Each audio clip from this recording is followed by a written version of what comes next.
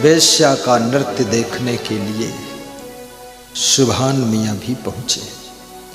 गांव के प्रतिष्ठित आदमी थे। सबसे आगे कुर्सी पर उनको स्थान दिया गया। वेश्या जब मंच पर नाचने के लिए आती है तो वेश्या पहला गीत क्या गाती है?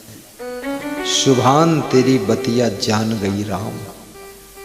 वेश्या ने गाया, ए सुभान तेरी बात को मैं जान गई हूं राम। सुभान मियाँ डर गए, घबरा गए, कांप गए कि किसी ने तो नहीं देखा, लेकिन इस नालायक ने देख लिया है कहीं से। ये कहां बैठी थी कबूतर, कैसे देख लिया मुझको।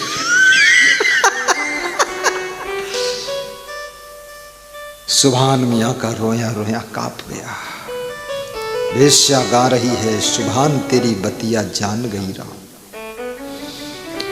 सुभान मियाँ एक अंगूठी पहन रखे थे, निकाल कर वेश्या को इनाम दे दिया।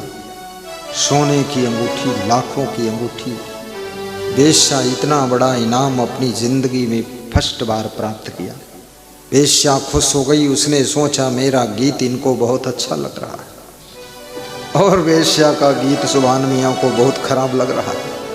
सुभान मियाँ तो इसलिए अंगूठी इनाम दे रहे हैं कि अरे तू बंद कर, इस गीत को मत गा। लेकिन वेश्या ने उल्टा अर्थ लगाया। उसने सोचा ये गीत पसंद आया है तो बार बार दोहरा कर गाऊं तो ठीक रहेगा, कुछ और इनाम मिले हो सकता है। तो वेश्या अंगूठी रख देती है और ठुमका मारती है और घुंघरू बजाती है और कहती है, सुभान तेरी बतिया कह दूंगी राम। अब और ज्यादा सुभान मियाँ घबरा गए, हलचल हो गई, दिल दहल गया कि अब तो बोल रही कह दूंगी राम, पहले बोली थी जान गई राम। जानती थी कोई बात नहीं, वही जानती थी, अब कह देगी तो क्या होगा। सुभान मियाँ के अंदर कंपन पैदा हो गया, भूकंप आ गया, घबराहट पैदा हो गई। अब क्या करूं? तो सुभान मियाँ एक ठंडी के महीने में पश्मीना ओढ़ रखे थे, जिसका कीमत इस समय 2-4 लाख रुपए का पश्मीना आता है। पश्मीना चादर उतार करके दे दिया वेश्या को, लो इनाम लो, लेकिन थोड़ा सावधान।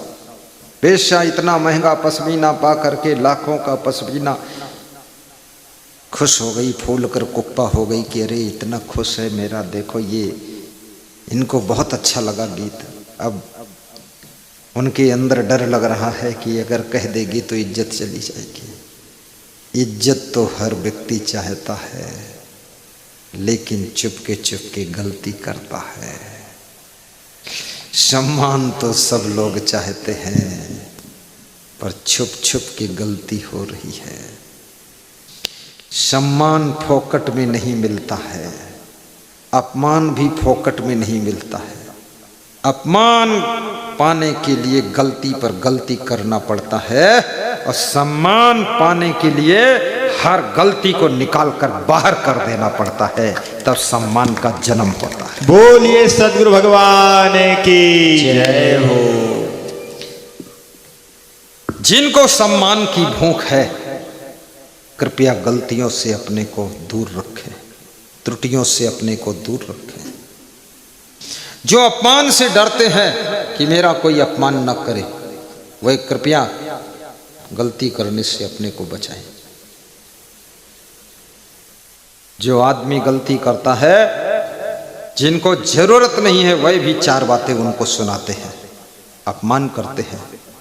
इसलिए भूल क्षमा हो सकती है, लेकिन बार बार भूल करो तो भूल को गलती कहा जाता है, और गलती अपराध बन जाती है तो अपराध का दंड भोगना पड़ता है। इसलिए कृपया एक बार करोगे भूल तो भूल है, और बार बार करोगे भूल तो तुम्हारे लिए त्रिशूल है, तुम्हारे लिए त्रिशूल है।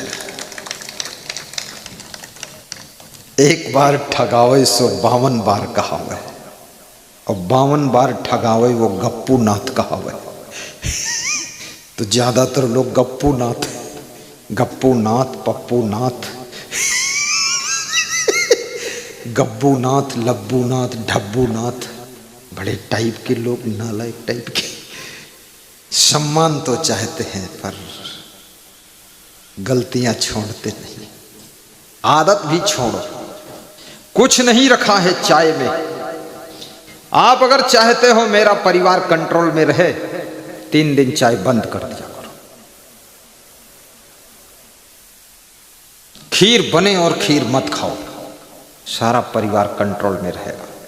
जिसकी जबान कंट्रोल है, याद रखना उसका जीवन कंट्रोल में रहता है, और जिसका खुद का जीवन कंट्रोल में है उसका परिवार भी कंट्रोल में आ जाता है। अपनी जबान को कंट्रोल करो। चाय में क्या रखा हुआ है? चाय पीना, कॉफी पीना। 3 दिन का व्रत चाय का लीजिए। शराब का आजीवन व्रत ले लो। अभी तक जो पिया सो पिया, 1 टैंकर भर पी चुके हो, लेकिन अब नहीं पीना। शराब बंद, जुआ बंद, बकवास बंद, भक्ति शुरू, सत्संग शुरू, कल्याण शुरू, ध्यान शुरू, मिल गए गुरु, अब कल्याण शुरू करो। फिर भी ये चकई के चकधुम मकई के लावा तिकड़े के तिकड़े बनाते रहे हो। संयम होना चाहिए। अपने चंचल मन को भी बस में कीजिए।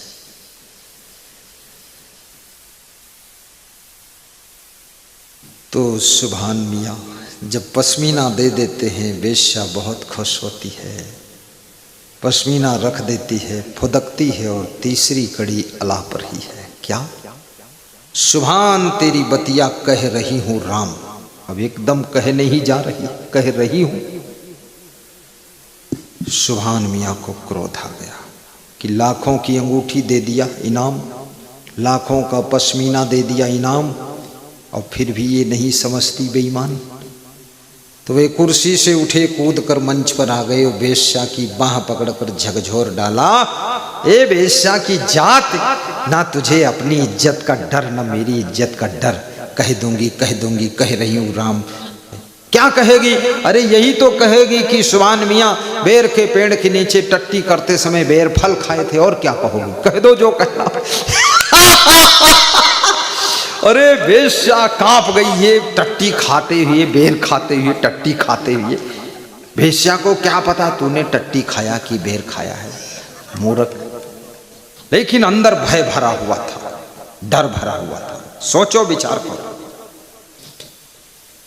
चोर की दाढ़ी में तिनका, ये अंदर भय आ जाता है। सारी सभा में हंसी हो गई, मनोरंजन हो गया। लोग हंसने लगे। अरे सुभान मियाँ इतने बड़े हो गए, बुजुर्ग हो गए, बेर के पेड़ के नीचे टट्टी करते समय बेर खाते हो? यहाँ कौन जानता था? वेश्या ने हाथ जोड़ा, माफी मांगा। उसने कहा सुभान नाम तो भगवान का है, मैं तो ये कह रही थी कि भगवान का गुणगान कर दूंगी, बाकी मुझे नहीं पता था सुभान तुम हो और टट्टी करते समय बेर खाए थे। वो तो तुम कह रहे हो, मैं क्या जानूं। चोर की दाढ़ी में तिनका, याद रखना, ये बड़ी विचित्र बात है। अभयम सत्वम संशुद्धि, जिसमें निर्भयता है, सात्विकता है, सतोगुण है, संशुद्धि अंतःकरण में शुद्धि है, मैल नहीं है, निर्मल मन है। ज्ञान योग व्यवस्थिति, जिसको आत्म ज्ञान है, जिसमें व्यवस्थित जीवन जीने की कला है, जिसका management, arrangement, settlement, adjustment super quality का है, जो सब ढंग से जिंदगी जीता है, ठीक से मकान बनाता है, ठीक से सोफा जमाता है, ठीक से बिछावन बिछाता है। कितने लोगों का बिस्तर देख लो तो ऐसा बिस्तर है लगता उसमें कोई भैंसे रहती है, सब उलझा पुलझा, गुंजटा फुंजटा, उलुल जुलुल पड़ा है। अपना बिस्तर भी नहीं सुधारते, इतने बड़े महाशय हैं। और प्रवचन शुरू कर दें तो बादल में छेद हो जाए, इतना बड़ा भाषण दे रहे हैं। ये तेरी रजाई कौन रखेगा भाई? इसको पलटकर सही रख देना, मान जा लाल। कितने लोगों ने तो रजाई में इतना मैल लेसा है, पेंट जैसा काला काला, सब बदबू आ रहा है, उसी में नाक धर के सोते रहते। अरे अपना खुद इतना तो जिम्मा ले लो ना, साफ सुथरा बिस्तर रखो, गाड़ी को भी साफ सुथरा रखो। मैं जिस गाड़ी में बैठता हूँ मेरी गाड़ी के टायर 1 लाख किलोमीटर चल चुके हैं। टायर 1 लाख चलता नहीं है। फॉर्च्यूनर गाड़ी में 1 लाख, और भी लगता है वो 25-30 हजार किलोमीटर और चलेगा। बिल्कुल शांति से, कहीं दाग नहीं लगा है। बिल्कुल हमारी गाड़ी में मक्खी भी घुसती है तो शर्मा के बाहर निकल जाती कि बैठने लायक नहीं, इतनी सफाई है। स्वर्ग बना करके जिंदगी जियो। स्वर्ग और नरक बनाने की चाबी तुम्हारे पास है। मन की शुद्धि आपके अंदर स्वर्ग पैदा करती है और घर की शुद्धि बाहर स्वर्ग पैदा करती है। इसलिए शुद्धता, पवित्रता रखनी चाहिए।